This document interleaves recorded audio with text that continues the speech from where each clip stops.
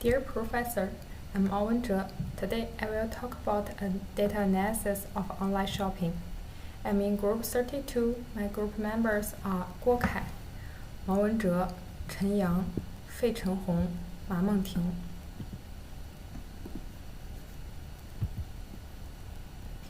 In e-commerce, a large amount of data is made every day, but even though the data is big, its real value is often hidden. The challenge is not a lack of data, but how to tell the right story with it. We use the cargo data and created dashboards in Power BI, but turning raw data into insight is not easy. It needs cleaning, smart values, and a strong story. This is where Power BI helped us the most.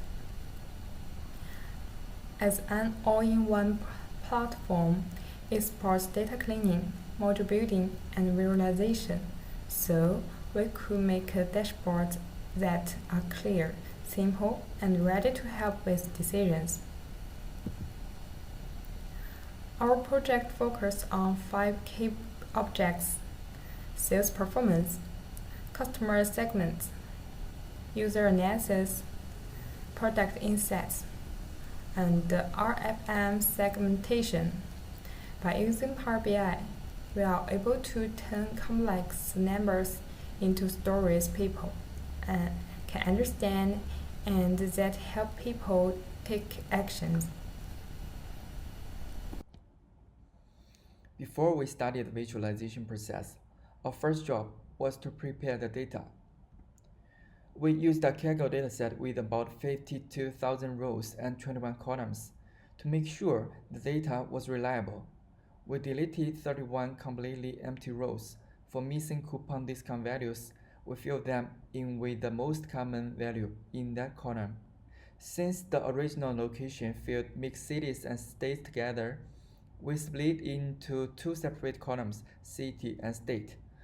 We found that the tenure month field didn't correctly show how long customer had used the platform, so we removed it. Finally, we standardized 2 data columns, kept one and got rid of the duplicate.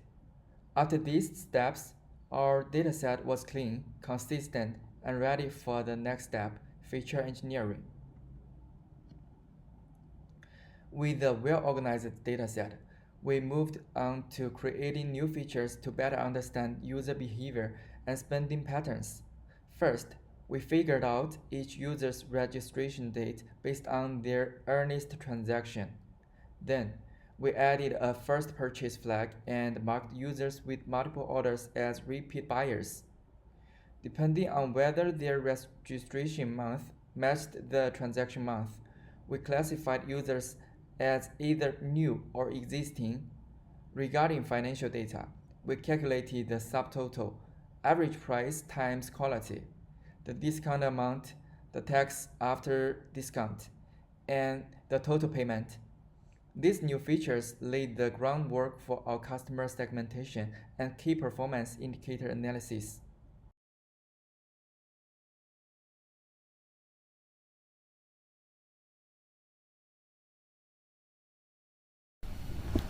Question 1. I will talk about online shopping. It outlines the sales performance of an online shopping platform in 2019. The platform achieved a total revenue of $5.06 million with 25,060 transactions recorded. The average order value was $193, and the platform served 1,468 customers. It contributed approximately $3,300 annually. A total of 1,145 products were listed. These figures indicate stable sales activity, but also reflect a high frequency, low value purchasing trend common in e-commerce. The sales chart shows a clear high point from October to December, with monthly sales around $520,000. The black line shows past data, the dashed line shows future sales gas, and the gray area shows a white gas range. The gray shadow out shows the true range, with the top line near 0.48 million and a low line near 0.44 million. This means future sales may go up and or down because of market changes.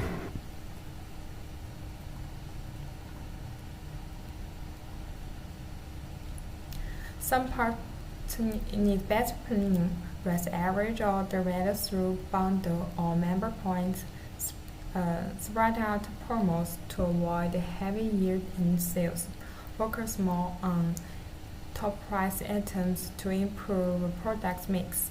In short, the platform has strong traffic and more products, but still need to grow buyer loyalty and spend depth. Buyers are much about price, and the year-end promo rush causes sales ups and downs. Hello, Professor. I'm Chen Yang. My part is question 2. Which regions and customer groups are the most active? Is any other user structure best? At first, analyze broad to get a customer profile. We can know female are 63.62% of customers.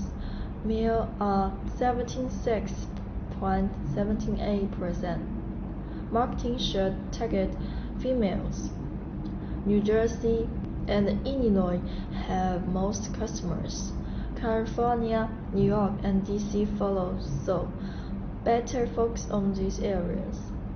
15% of customers buy again, 13% buy once. Loyalty can improve.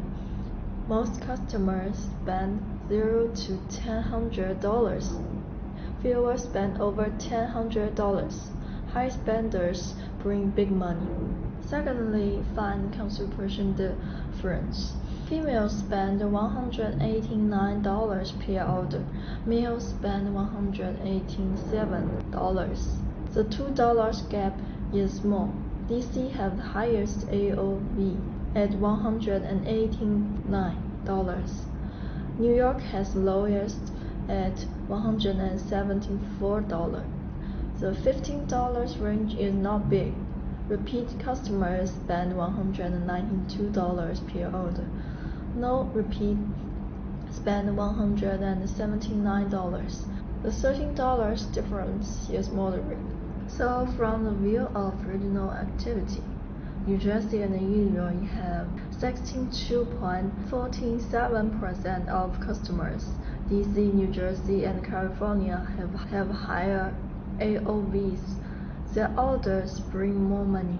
And from the view of customer group activity, female buy more than male. They are May buyers. Repeat buyers spend $182 per order. No repeat buyers spend $179. On the part of user structure bias, most customers are in New Jersey and Illinois. This focus is risky if these markets change. Female are the main customers. This may ignore male customers. Male-focused products. Most customers have low LTV. Only 1% have high LTV. Customers' value is not device. Question 3 is how effective are we in attracting new customers, and what is the trend of new customers acquisition throughout the year?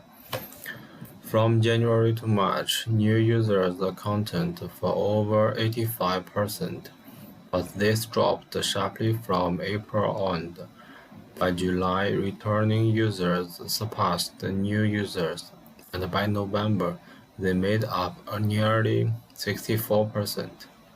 Looking at gender, female users consistently dominated new users with over 60% share on average, while male user acquisition dropped significantly in the last quarter.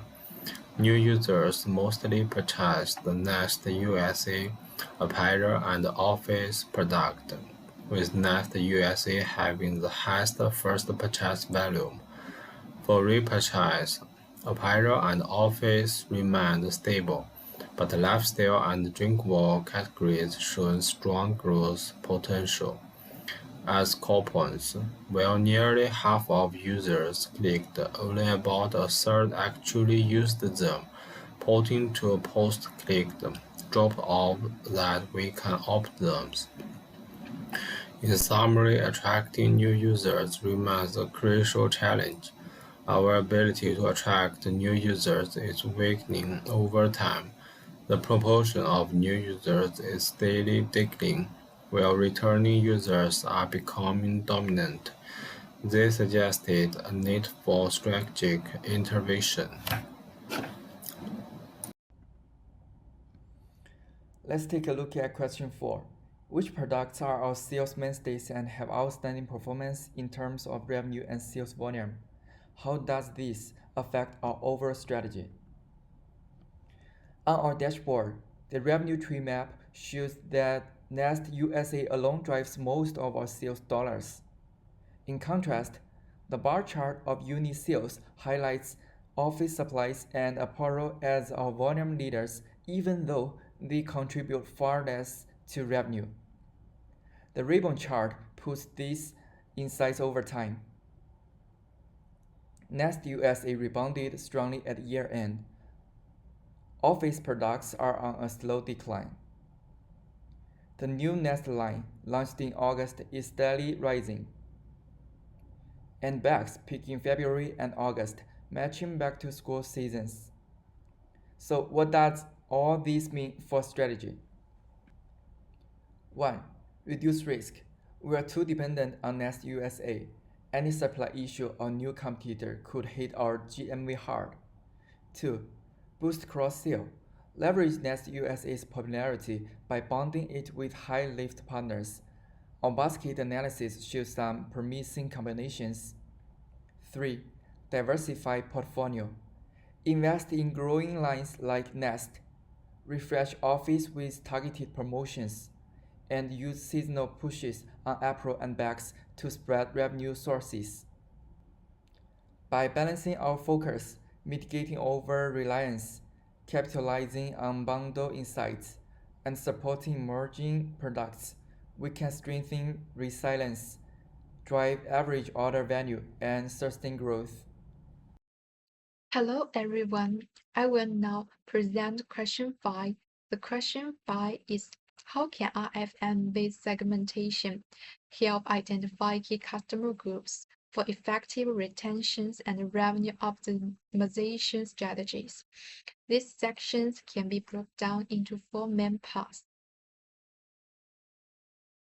First, let's look at the current customer distribution. As shown in the chart, customers are segmented into 5 groups: lost, at risk, potential, loyal, and champion. From pie chart and bubble chart, we can see that lost customers make up the largest share, 26.57%, indicating that over a quarter of customers has been inactive for a long time and pose a significant churn risk. Champion customers, although only 19.89% purchase frequently, have high monetary value and are recently active, making them our most valuable customer asset. The other 3 groups are relatively balanced. In short, the strategy shows a large head and tail, small middle pattern, meaning both high risk and high potential segments account for a significant proportion. Next, let's focus on high-value customers and their behavioral characteristics. Please refer to the RFM bubble chart in the center. The largest blue-green bubbles represent champion customers, clustered in the low recency and high frequency region, indicating their purchase frequently and recently. The gauge on the right shows that these champions contribute to 54% 0.4% of total revenue, perfectly aligning with the 20% of customers contribute 18% of revenue rule. They also have highly concentrated product references, with the vast majority of spending in the April category. However, we should not overlook the reactivation potentials of marginal customers. Looking at the pie chart and the figures on the right, the combined lot, at risk, and potential segment still account for 23.2% of revenue. While their individual contributions is low, the overall base is large. Especially the potential group appears more unscattered on the bubble charts, with some points in the middle to high frequency area, indicating they were once active but have recently lapsed. Based on this analysis, here are my actionable recommendations. For champion customers, deliver precise repurchase suggestions and exclusive member benefits to extend their life cycle and uncover more super customers. For potential customers, using their historical purchase timing to design targeted promotion and time-sensitive offers to engage them. For last customer, maintain brand presence at low cost, apply low-cost reactivation tactics, but value allocating excessive resources. In summary, although the analysis from question 1 to question 5, our team used Power BI to review key patterns and issues in sales performance, customer distribution, user growth, product strategy, and RFM segmentation. The findings show that Brand4 has stable traffic and sales, but faces strategy risks such as weak new user acquisition, over-relying on a few products, and a large head and tail small middle customer base. Therefore, we propose 3 core recommendations. Recover high-risk customers and boost repeat purchases, reduce redundancies on flagship projects and expand secondary product revenues, improve new customer onboarding to convert potential segments into high-value customers. Please note that this analysis is based on a Kaggle dataset and may contain some deviations from real business scenarios. Future work should use real-time transactions data to further enhance multi-dimensional visualizations and predictive modules, supporting precise customer management, product portfolio optimizations, and data-driven decision-making. That concludes our core findings for this report. Thank you.